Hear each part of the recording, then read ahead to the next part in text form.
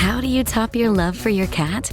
With a cascade of decadent savory gravy over a mouth-watering mousse pâté. Fancy Feast gems. 2 gourmet pâtés in one convenient pack. Simply peel and plate to reveal a pyramid shape that makes eating delightful and pamper her with an experience as extraordinary as she is. Turn the everyday into the extraordinary with Fancy Feast gems. The family that vacations together stays together. At least, that was the plan. Except now, the dastardly desk clerk is saying he can't confirm your connecting rooms. Wait, what? That's right, ma'am. You have rooms 201 and 709. No, we cannot be 5 floors away from our kids. The doors have double locks. They'll be fine. When you want connecting rooms confirmed before you arrive, it matters where you stay. Welcome to Hilton. I see your connecting rooms are already confirmed. Hilton, for this day. Finished training for the day? Time to fight post-workout fatigue with Core Power Protein Shakes. They're packed with 26 grams of high-quality protein to build muscle and electrolytes to help hydrate. The nutrition you need to help your body replenish, rebuild, and repair post-workout so you can power on to the next one. Champion your recovery with Core Power. Visit corepower.com to learn more.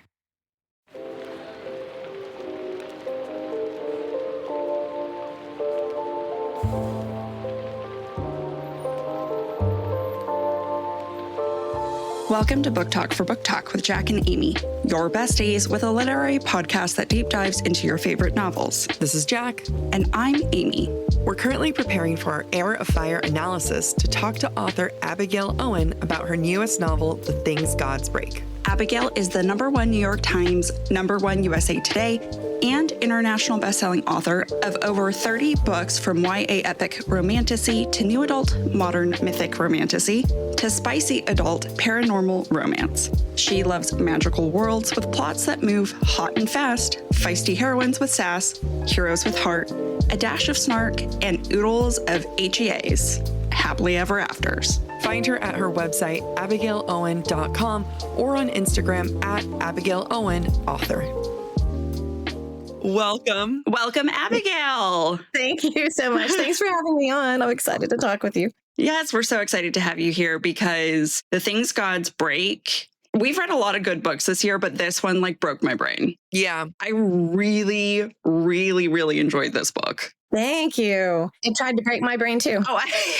Yeah, this is by far the most complicated project that I've ever worked on, by far. And I had to approach it very differently than I've approached any other book I've ever written. Yeah, I can't even begin to think about that process. Yeah. So the way I ended up having to approach it, so it's a very small spoiler because they hint at this in the blurb. There's a time travel element to this book. Yeah. And that's the part that was the most complicated. And I knew that I was going to do it. The second that I wrote the epilogue of book 1, I was like, oh, I know what I'm going to do for book 2 because of where she ended up and who's down there, basically. And I was like, I know how I want to do book 2. And I ran it past my editor who loved it. And so when we were in edits on book 1, we made sure that we were adding in and solidifying the kind of the Easter eggs and the setups that we wanted to tie into book 2. So we already had that all kind of thought out. But because of the time travel element, usually I write linearly. I go from beginning to end. It's rare that I skip ahead unless I'm just really struggling with a section. But with this, I tried to do that. And then it was messing with my brain so hard about what's been revealed. What does she know? What does other people know? What is what's happening? That what I ended up having to do was sit down, figure out all my time travel elements, write them in chronological order. So I get the emotional arc of what's happening in actual real time. Yeah. Then put what's on in those sections on index cards and figure out what I wanted revealed to her when. Put all of that then into a document in that order and write all the sections in between to connect the story. Wow. My brain's already breaking with this. Because not only do you have her emotional arc, you have his, this is me trying to not be spoiler, but whatever, we're here. But then you also have the timeline of Hades' emotional arc, which is a different timeline than her emotional arc. Now I'm trying to imagine your timeline sheet, and it's just there would be times I'd read something and my heart would hurt for your planning process where I was like, I know what some of these things take and I'm hurting for you and impressed. Thank you. putting them in the chronological order helped because that was literally just going through his version of things. Yeah. So I was able to get kind of his growth arc smoothed out. And then when on edits, now that I'm going through it with all the in between of what she's going through, I'm able to adjust her emotional reactions and moments as needed throughout. And so it was very much a get the bones of it on paper and fix it in edits. Yeah. I can only imagine because she doesn't experience Hades' timeline the way he does. No, yeah. She's, in fact, like, she's all over the map with how she experiences his timeline. And so, and trying to reconcile that and be like, okay, where are we now? Where is he coming at this from? And how do, like, and there's a lot of rules on her. So, like, there's only so much that she's allowed to reveal. And so, and that was on purpose because I was like, well, I mean, if she could just tell everybody what to do, that would be too easy. Rules. Yeah. We're already talking about our second question. And so I want to pull out a little piece of that. So it sounds like you thought of the idea of book 2 while you were in edits for book 1. So you're able to sprinkle in Easter eggs for book 1. Yeah. Does that mean you've done something similar, anticipating the next book? Not as much as with book 2, because book 2 was definitely the most complicated piece. And what I ended up loving about that is that frequently I write a lot of series, and frequently the middle books are kind of like, so writers talk about the saggy middle of a book. Like, what do you do in the middle to forward the plot? And Well, in a series, the second book in a trilogy is the saggy middle book usually. Yeah. And so I loved that I got to make book 2 even more integral, if that makes sense. Oh, yes. So that book 3 can just be, let's clean it all up. Let's figure out who the real big bad is. Let's figure out Hades' situation now. Let's figure out, and Lyra, of course, is going to be trying to save all the things as she goes along. And so that'll make book 3 its own adventure of like, how do we face all that? Yeah, it's actually, I'm going to hop over to question 3. Great. I was going to suggest that. Yeah. So you've done something that so few authors have done. It's the freaking second book. You told a love story in the second novel of a series that keeps the story fresh. And I don't know how you did it, but actually has, I mean, I know how you did it. I read it, but it has more high stakes and you made us even more invested than before. And part of that is due to what we learn about Hades' past and the influence Lyra has in that. Was sharing Hades' past to the extent that you did in Things Gods Break always part of that plan? Because you talked about like going a little bit back and forth. Like, what were some of the things that you went back and knew you had to revisit in edits? So it was always part of the plan. It was always, I mean, we're already talking time travel and how she's impacted. So, I mean, the earmuffs, spoiler moment, like it is his love story that she didn't even know about yet. Right. Because they didn't have really time for him to be like, so this is what happened to me. Hey, so I've been in love with you for like ever. Yeah, forever. And so I knew that element of it, that he has always been in love with her. And it's been a whole journey for him. And I wanted to explore that. What I tied into book 1 really is more like, oh, that's what he was doing when he wasn't watching her do this thing. That's what he meant when he said, da, da, da, oh, you know, my star wasn't just off the cuff when he saw her tattoos. That's been a while. Like, it was tying all those kind of little moments together so that each book really stands on its own. And yet, if you read them together, it's almost like I would love it if people read book 2 and they're like, oh my God, I need to go back and read book 1 just to see how that really does tie together. That was really fun for me to write. What I ended up adding more of that I didn't expect in book 2 while I was doing Hades' process, and this happened in edits because my editor is brilliant. So I finished book 2, I turned it in and I was like, you know what? I really feel like we need to do a third book that's in between books 2 and 3, that's books 1 and 2 from Hades' point of view. And she argued me out of that for various different reasons that were all brilliant. But what that should have told me at the time was what we need is Hades' point of view. Yeah. I hadn't written it with Hades' point of view. I'd written it all from Lyra's point of view. And the problem with that is that this is book 2's Hades' story. And so you really need that arc of him all from his point of view. So in edits, she was like, you need more Hades. And I was like, oh, that's what I was missing. I was missing his point of view. So all the scenes I'd already written, I didn't have to, there was like 1 or 2 scenes that I wrote new, but mostly it was just going through those scenes with him and putting it in his point of view. And it took the book to like a whole nother level. I loved the inclusion of his point of view because we come to understand him and his thought processes, not only in the past and what he's thinking in that moment, but how that plays into his character in book one.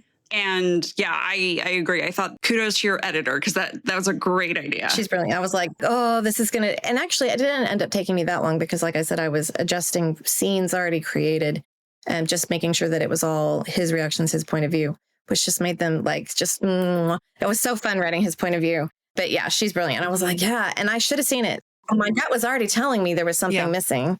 So the second she said that, I was like, yes. Nailed it. That's the one. You know what it reminded me of? And I don't know if you've ever read A Court of Thorns and Roses, but I know a lot of our listeners have. And it's like when Rhysand goes to Feyre and goes, there you are. I've been looking for you.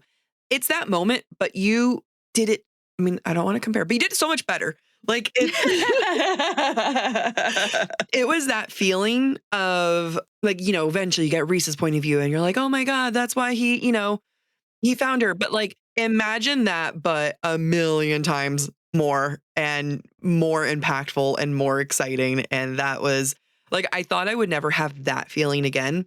And then to have that feeling, but better was very, very nice. Thank you. I'm really honored at that comparison just because I love that about that series. And so, and I hadn't even honestly, until you mentioned it, thought about that there was kind of a parallel there. But yeah, so thank you. Yeah, no, I had the same feeling. And this kind of gets into a later question, but and I'm going to be completely honest, and I hope there's no offense taken. When I read The Games Gods Play, I was like, okay, this is fun.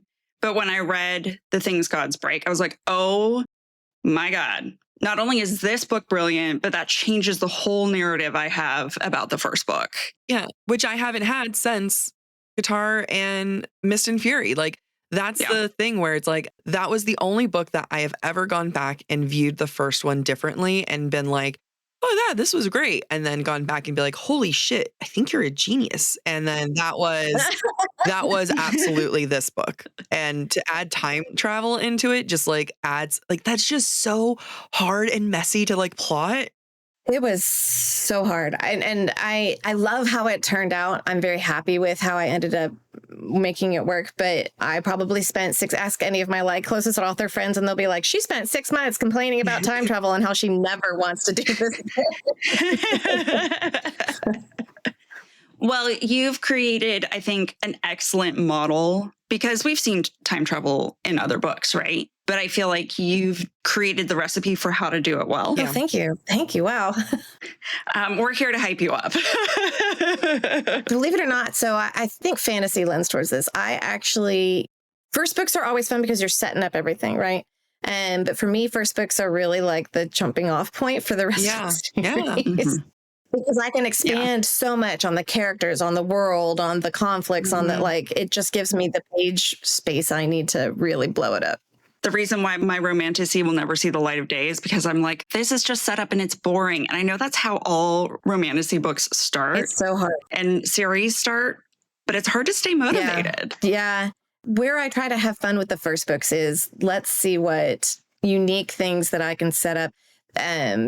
Basically for books 2, 3, 4. And my editor, it drives her nuts because she's like, you need to focus on telling this story. And I'm like, I focus. There's focus. And she's like, no, but you're setting stuff up in your head that maybe is like, and so she's really good at picking out, like, for instance, I had a lot more of Persephone in book 1 originally. And she was like, this entire little plot is actually slowing your pacing down. Let's move it to book 2. And I was like, oh, okay. Yeah.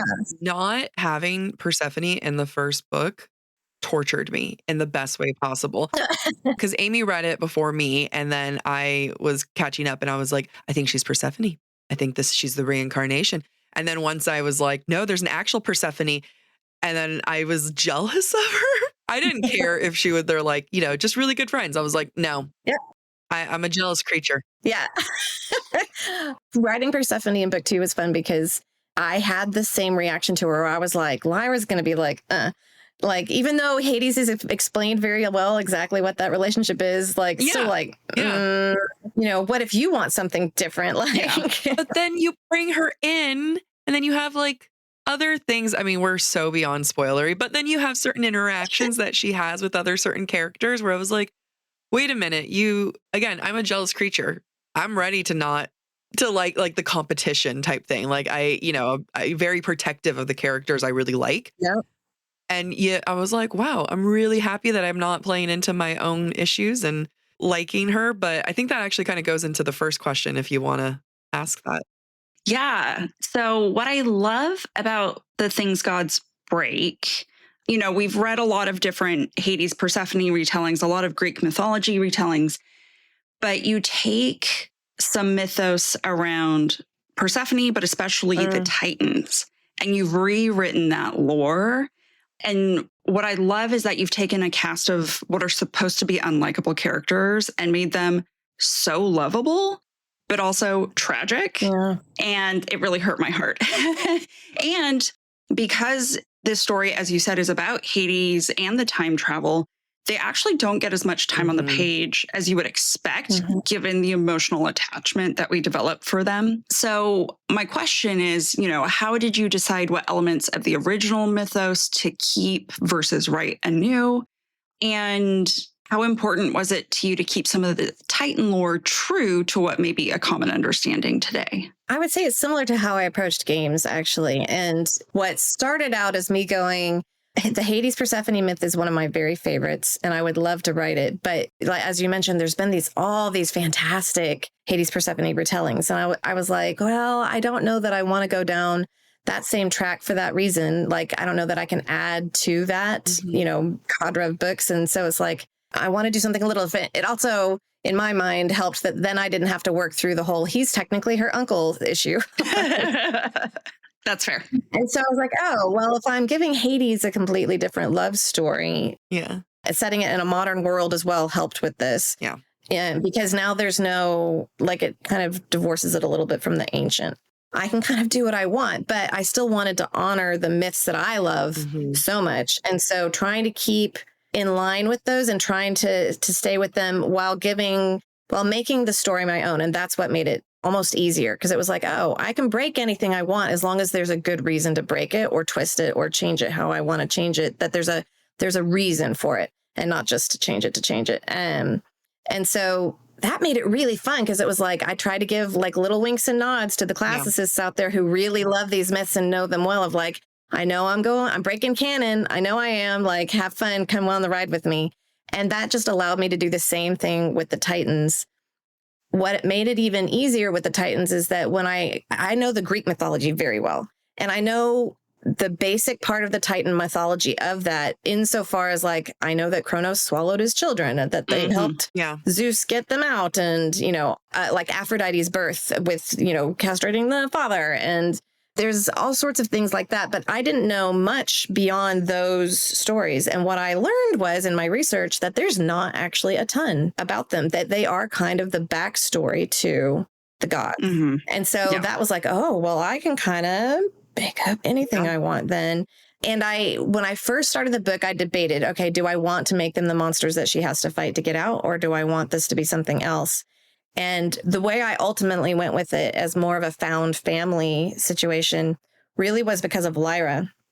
She had a bit of a found family in the first book, which I'm going to explore again more in book 3. I'm going to explore all the characters combine in the third book. She had that a little bit in book 3, but I also established in book 1 that because of her curse and because of who her parents were and how they are, she's never had family. That's probably the one thing that she wants the most in life is a family. And so I was like, well, wouldn't it be the most tragic thing if the people that are the most family to her have been locked up for thousands of years? Saying it like that hurts. Yeah. I was this is way cooler. Let's go with that. Yeah. I've got goosebumps. Everything you said is true. And I read it, but I'm like, when you lay it out like that, oh man. Yeah, the second you brought in Aphrodite in the way that you portrayed her in the first book, I was immediately like, I'm game. I love it. This is such a different. She was one of those characters that I was like, oh, this is you. Okay, love you. This is now my favorite character. Because that's always the one that everyone, makes her really petty or. I think what I ended up putting into her was my own chip on my shoulder of being a romance writer. Oh. Because that is the genre that gets dismissed. It is the genre that people say, oh, it's just fluff. It's just porn for women. It's not anything intellectual or actually very literary. Like, these are the things that are said to my face, right? Yep.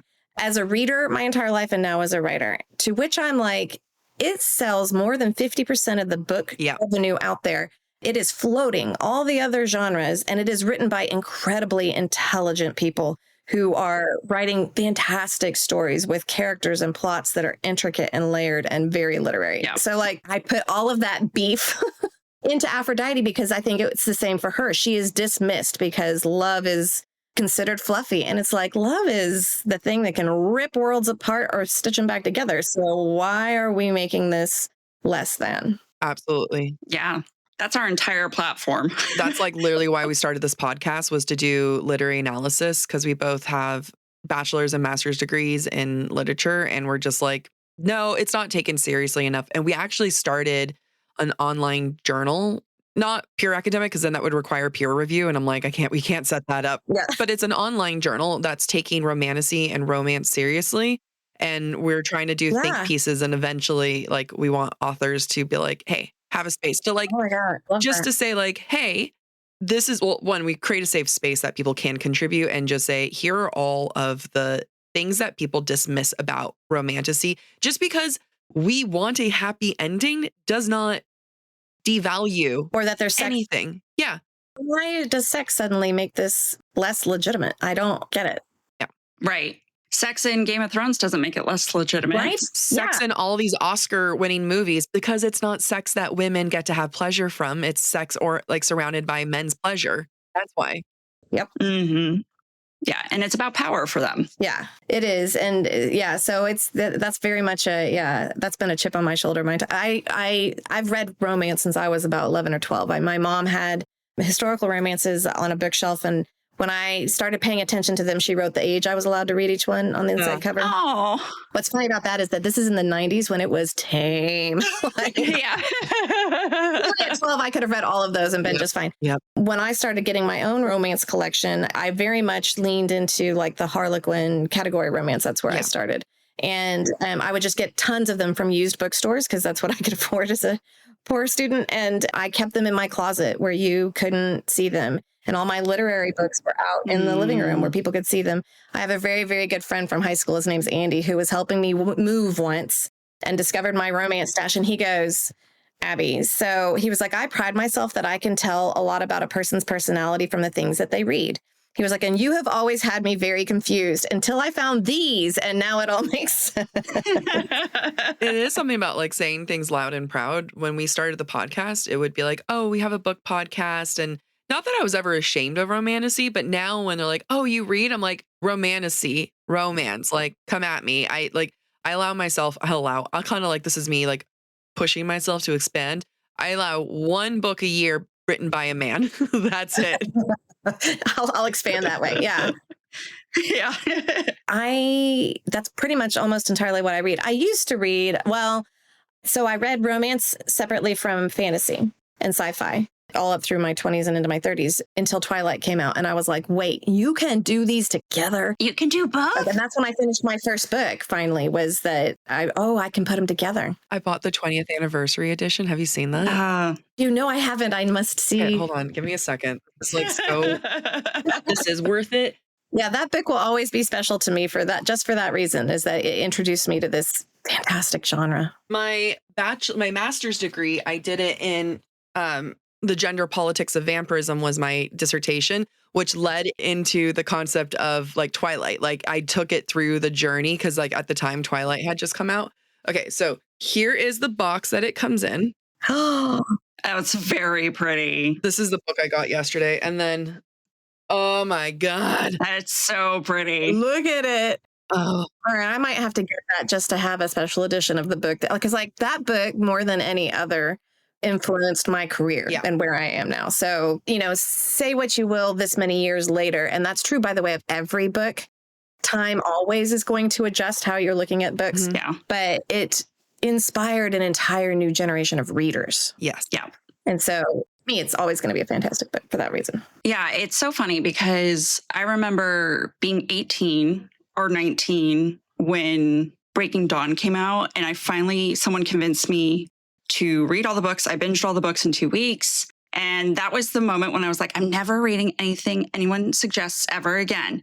But looking back on it, like, I really appreciate what Stephenie Meyer accomplished, not only in inspiring readers, but inspiring authors, inspiring pop culture. Yep. Like, she really accomplished something that people can only dream of. Yeah. And there's a reason why it's enduring as well. And I mean, not to turn this into like a Stephenie Meyer episode podcast, but like, even when I did my dissertation, I went in on it. I mean, I was a young feminist, right? Like, I was like baby feminist in college, thinking that I knew everything and, you know, like all of it. And now I can go back and reappreciate some of the things that the fact that I even had some of these thoughts, had some of these conversations, like it laid the groundwork for a lot of things. Like I can genuinely talk about Twilight all day, but you know, but you have a book that we're coming back to.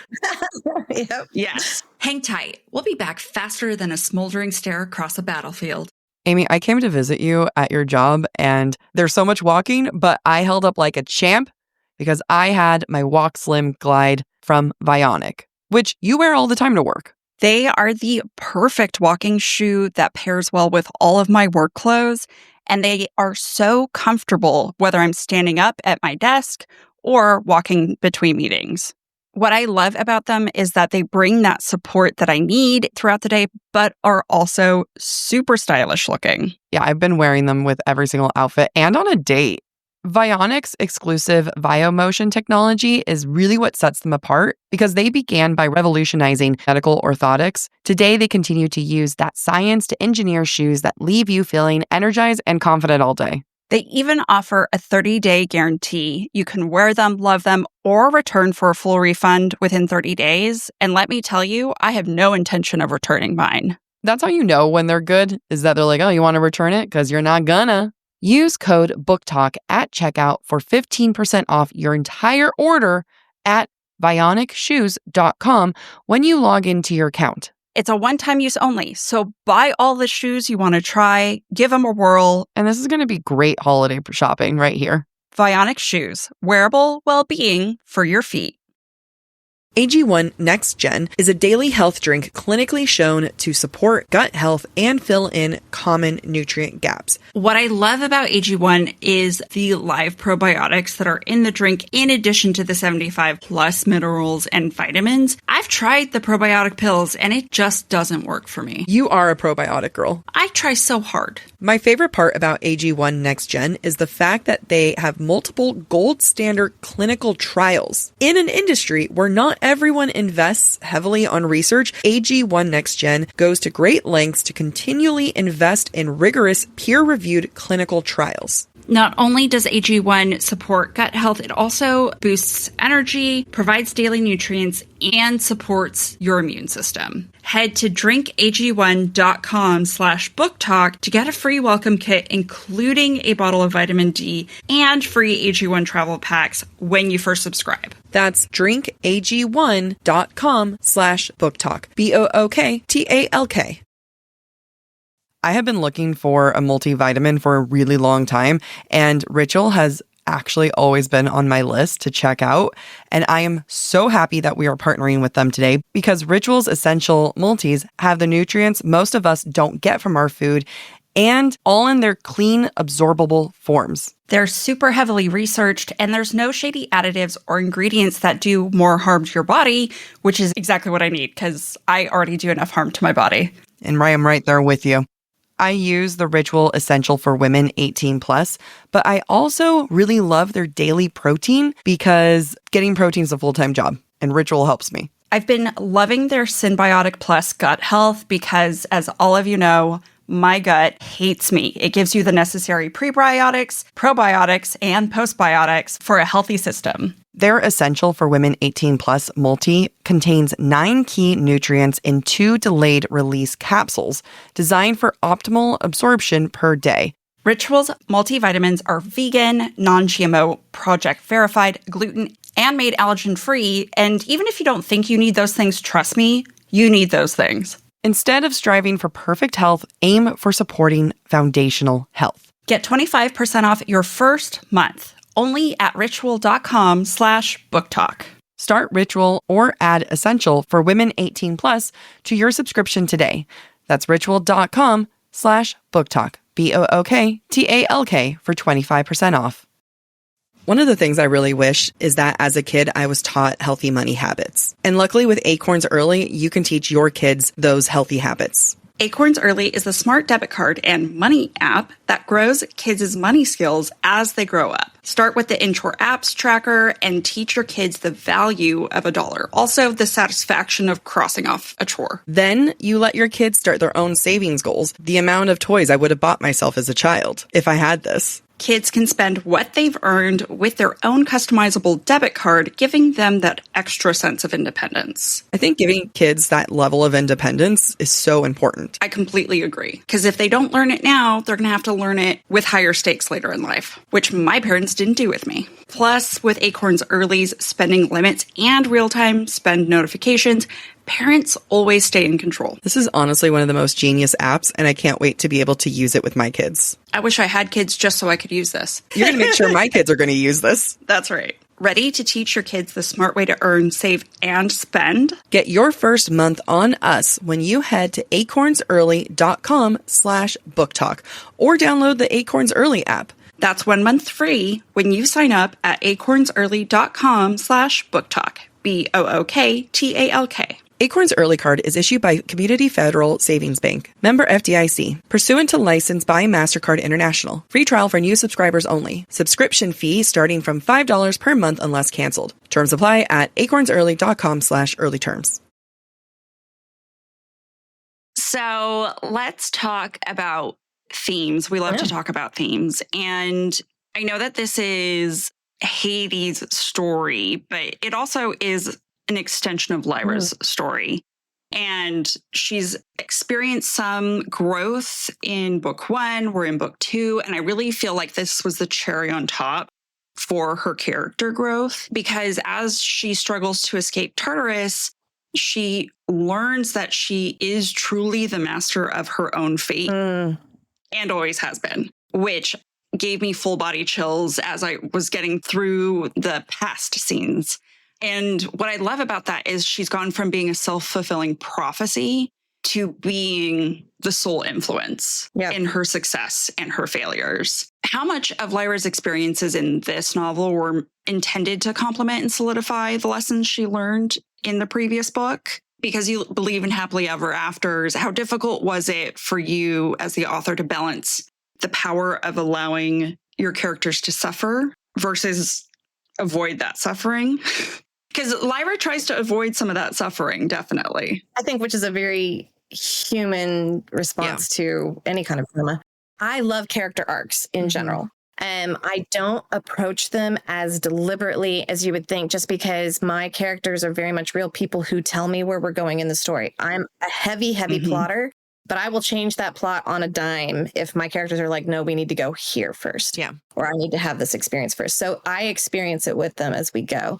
But I think a lot of my own personal experiences and traumas make their way into it. And so I am now in my 40s. I have seen the growth of just like, if I could go back and tell little baby 20-year-old me, like, don't give a shit about these people. They don't matter. Don't worry about this. It's that kind of thing. And so I think that's necessarily in there as part of her growth. I think all the changes that you go through and all the traumas that you go through inform you almost more than the successes and the good parts. And my mom was interesting. So she was an English teacher, high school teacher. And one of the exercises that she would put her students through early in the year was, we're going to write a personal essay. So let's come up with ideas. And so she would say, first, brainstorm difficult or traumatic things that you've been through in life that you might write your essay about. And they would just be listing.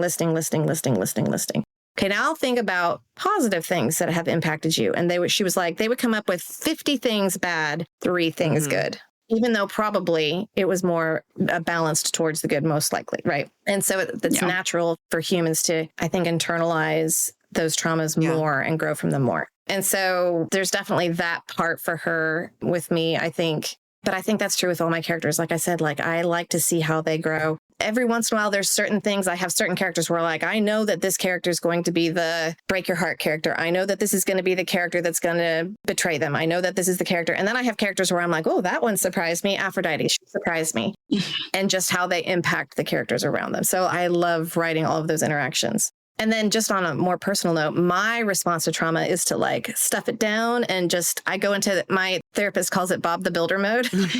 Can we fix it? Yes, we can. Like, sounds like me. That's my mode. And so I find that Lyra tends to go into a similar mode. What can I fix? What can I control? Mm-hmm. And I will also say like that growth of me from like whispering to baby 20-year-old me, like, you really do have the reins here. Life is going to throw some things at you, but you're the one that can respond. You decide how you respond. Even if you can't control the thing that's affecting you, you can control how you respond. And so that's just been that's a life lesson right there. Yeah. Yeah, it is. And I think you really encapsulated it well with Lyra's struggle. I don't think this is too spoilery. I think this is a little benign, but I think readers would expect, because of the time travel element, as we can imagine, she tries to save Isabel from book one and tries and tries and tries and fails every time. And I think if she had succeeded, would have then tried to save every single one of them. Exactly. I had to put that in there. And I think I had to put it in the way that she does it, where like they eventually have to be like, okay, we're putting you on a time limit. You can only do this so many more times before you have to give up, because the Titans at this point have learned that certain things are just going to happen the way that they happen. Yeah. But Lyra, I think, especially in book one, already proved that she is more interested in helping other people than herself. Yeah. And all of those deaths, even Isabel's, though she barely knew her at the time, hit her really hard. So like, she's not going to like, oh, if I have the opportunity to try to make that not happen, I'm going to make that not happen. Right. And maybe not understanding that was a very formative experience, and that's something that can't really change. Yeah. And I think that's something that's going to carry through into book three, and where she is in her abilities in book three is going to be like, well, maybe there's like, now there's less rules about resetting things. So what can I do? But also, and this reminds me a little bit of Avengers with the Tony Stark story, where like now he's got a daughter. So it's like, I want to fix this, but not if it breaks this. Mm-hmm. I mean, I feel like that's part of growing up, right? Is there comes a point in your life, hopefully, that people reach where it's like, I like me. I like my life. I like who I've become. Yeah. And having to accept that there's no world where you would be who you are, where you're at, without all of the hard things that you had to go through. Yep. And having to come to peace with, well, you kind of have to let go of some of the resentment then. I think it's incredibly human to think, what if I had this? The what ifs. What if I'd stayed in college a little longer? I wouldn't have met my husband. And then I wouldn't have my children. Then I wouldn't have, like, that's not stuff I'm willing to give up. So what would I change in my past that wouldn't hit those dominoes up? Yeah. I like to remind Amy that constantly, where she was like, I almost went to this college. I'm like, and thank God you didn't. Because you wouldn't be here with me as my best friend. Yep. Yeah.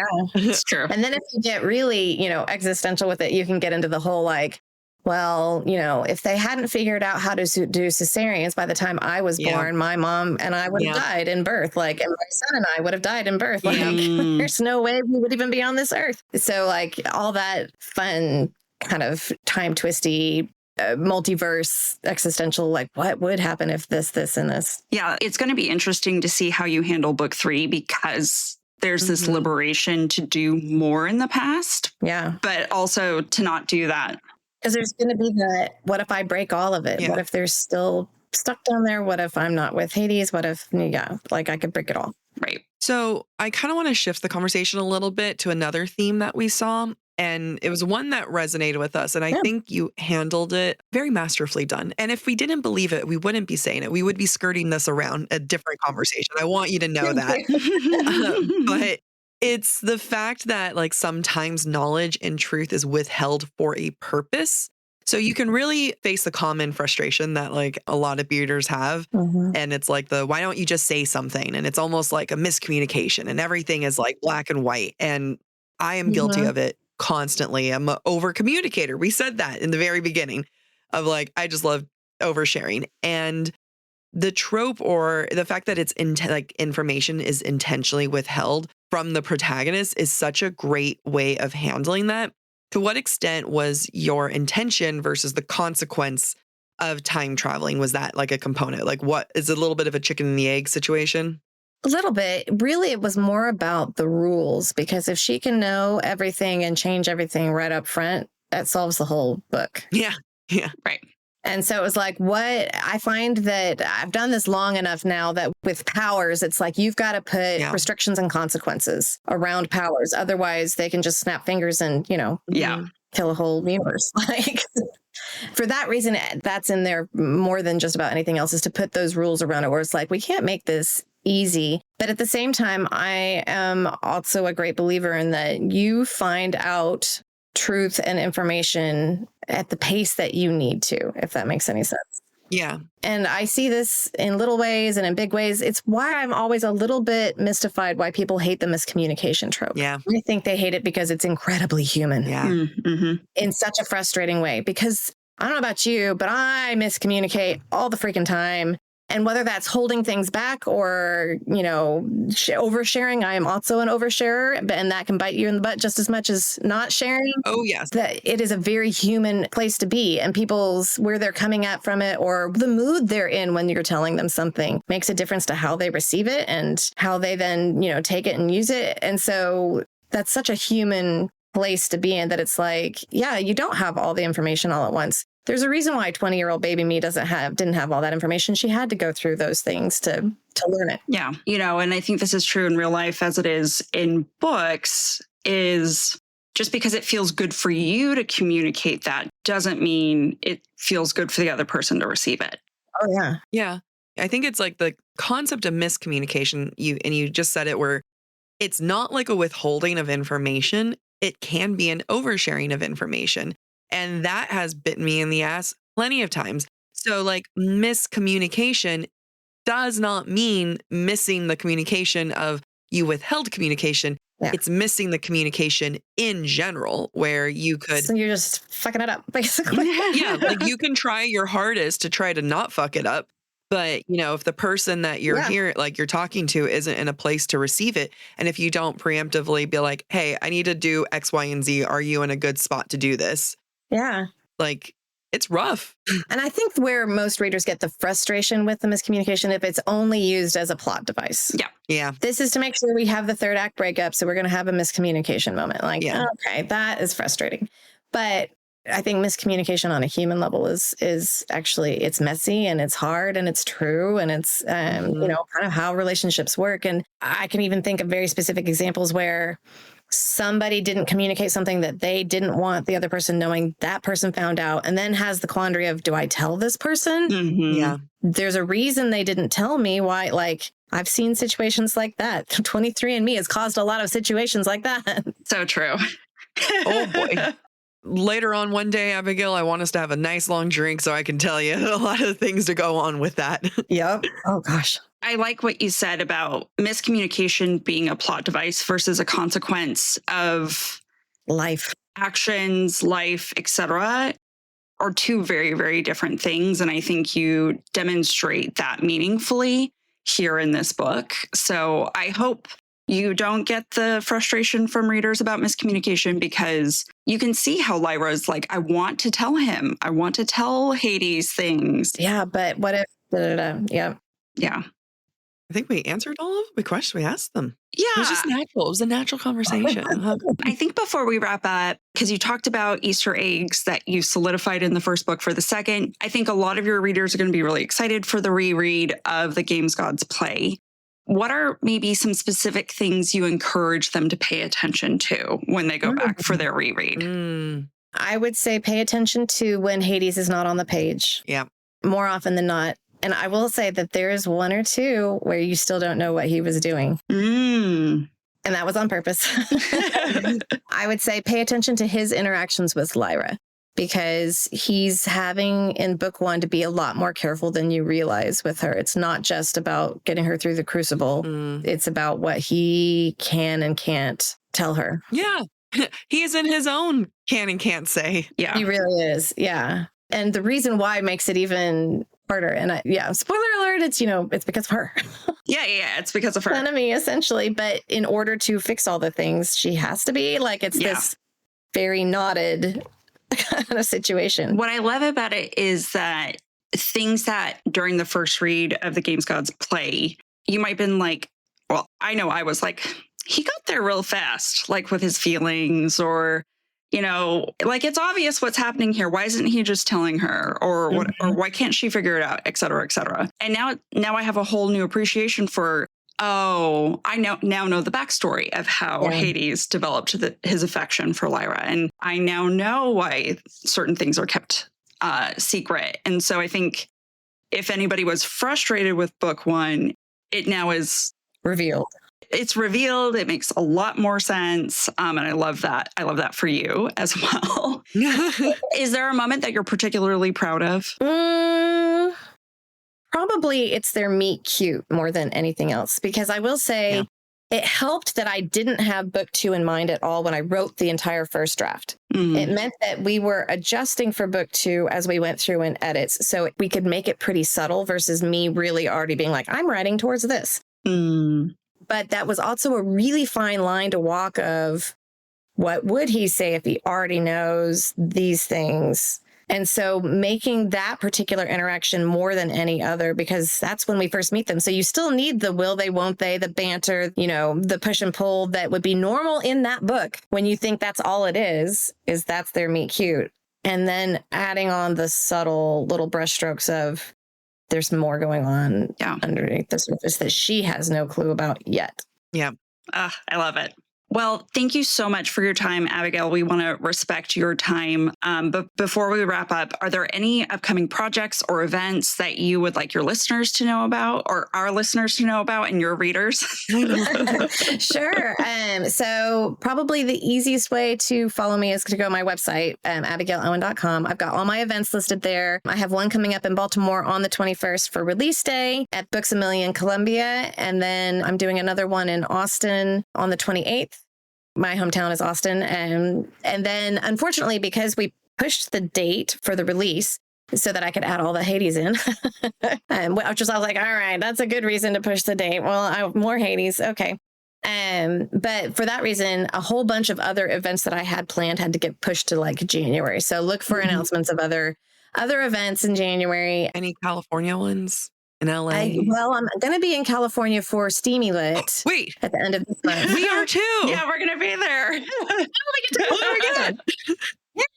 can talk about Twilight. Yes, we should set up coffee time. And that would be awesome. I would love that. And so I've got that. And then I'm actually going to be in Australia for 3 weeks in November for a book tour there. I'm super excited. Ooh. Yeah. Ooh. Yeah. So there's all those things. And then also from my website, you can find all my socials and find me there. And then projects wise, obviously I'm working on the third and final book in the trilogy for games. I just turned in the first book in a new series that I can't tell you anything about because we haven't announced it. And then I'm working on the first book in another new series that I can't tell you anything about because I was hitting 3 projects at once. Wow. And usually I wait to write the next book in a series until I've done, like, it's turned in and done all the edits. Because how edits can change things. And so it's like, I'm not spinning my wheels in case big things move. Yeah. But that means that like I was in the middle of writing the one that I just turned in. And I was like, well, I'll finish that first and then I'll start games. And they were like, oh, but this project. Oh my. So now I'm writing things concurrently. So that's wow. Oh my God. Well, I can't wait for you to accidentally tell us things when we see you in person. Yes. Well, thank you again, Abigail. It was so lovely to have you. We hope we can see you in person at Steamy Lit and have you back when the third book for games is ready and we can gush over that too. Thank you. And I would love that. Absolutely. Thank you so much for having me on. All right. Thank you so much. Bye. Bye. Thanks, guys. So nice to talk to you. Thank you for listening to this special episode of Book Talk for Book Talk with Jack and Amy. If you're enjoying the show, don't forget to rate, review, and subscribe on your favorite podcast platform. It really helps other readers find us. And of course, we'd love to hear what you thought of today's episode.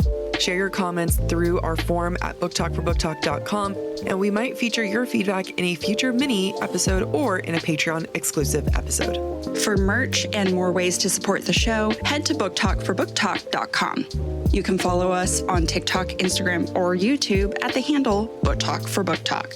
Join us as we keep the analysis going by subscribing to our Substack to get more insights on the romantasy and romance world. Head to the subtextsocietyjournal.substack.com. Bye. AG1 Next Gen is a daily health drink clinically shown to support gut health and fill in common nutrient gaps. What I love about AG1 is the live probiotics that are in the drink in addition to the 75 plus minerals and vitamins. I've tried the probiotic pills and it just doesn't work for me. You are a probiotic girl. I try so hard. My favorite part about AG1 Next Gen is the fact that they have multiple gold standard clinical trials. In an industry where not everyone invests heavily on research, AG1 Next Gen goes to great lengths to continually invest in rigorous peer-reviewed clinical trials. Not only does AG1 support gut health, it also boosts energy, provides daily nutrients, and supports your immune system. Head to drinkag1.com/booktalk to get a free welcome kit, including a bottle of vitamin D and free AG1 travel packs when you first subscribe. That's drinkag1.com/booktalk. BookTalk. I have been looking for a multivitamin for a really long time, and Ritual has actually always been on my list to check out. And I am so happy that we are partnering with them today because Ritual's essential multis have the nutrients most of us don't get from our food and all in their clean, absorbable forms. They're super heavily researched, and there's no shady additives or ingredients that do more harm to your body, which is exactly what I need because I already do enough harm to my body. And I'm right there with you. I use the Ritual Essential for Women 18 plus, but I also really love their daily protein because getting protein is a full-time job, and Ritual helps me. I've been loving their Symbiotic Plus gut health because, as all of you know, my gut hates me. It gives you the necessary prebiotics, probiotics, and postbiotics for a healthy system. Their Essential for Women 18 Plus multi contains 9 key nutrients in 2 delayed release capsules designed for optimal absorption per day. Ritual's multivitamins are vegan, non-GMO, project verified, gluten, and made allergen free. And even if you don't think you need those things, trust me, you need those things. Instead of striving for perfect health, aim for supporting foundational health. Get 25% off your first month only at ritual.com/booktalk. Start Ritual or add Essential for Women 18 plus to your subscription today. That's ritual.com/booktalk. BookTalk for 25% off. One of the things I really wish is that as a kid, I was taught healthy money habits. And luckily with Acorns Early, you can teach your kids those healthy habits. Acorns Early is the smart debit card and money app that grows kids' money skills as they grow up. Start with the In-Chore Apps tracker and teach your kids the value of $1. Also, the satisfaction of crossing off a chore. Then you let your kids start their own savings goals. The amount of toys I would have bought myself as a child if I had this. Kids can spend what they've earned with their own customizable debit card, giving them that extra sense of independence. I think giving kids that level of independence is so important. I completely agree. Because if they don't learn it now, they're going to have to learn it with higher stakes later in life, which my parents didn't do with me. Plus, with Acorns Early's spending limits and real-time spend notifications, parents always stay in control. This is honestly one of the most genius apps, and I can't wait to be able to use it with my kids. I wish I had kids just so I could use this. You're going to make sure my kids are going to use this. That's right. Ready to teach your kids the smart way to earn, save, and spend? Get your first month on us when you head to acornsearly.com/booktalk or download the Acorns Early app. That's 1 month free when you sign up at acornsearly.com/booktalk. BookTalk. Acorns Early Card is issued by Community Federal Savings Bank. Member FDIC. Pursuant to license by MasterCard International. Free trial for new subscribers only. Subscription fee starting from $5 per month unless canceled. Terms apply at acornsearly.com/earlyterms. You know the words that dominate our news cycle. Private equity keeps inventing generative artificial gains tax on home. America's chip fueled by market volatility. Bets on Fed rate cuts. But do you truly understand how they impact your world and your wallet? In a world that skims the what, understand the why. Because context changes everything. Subscribe to learn more at Bloomberg.com, the global benchmark for business news.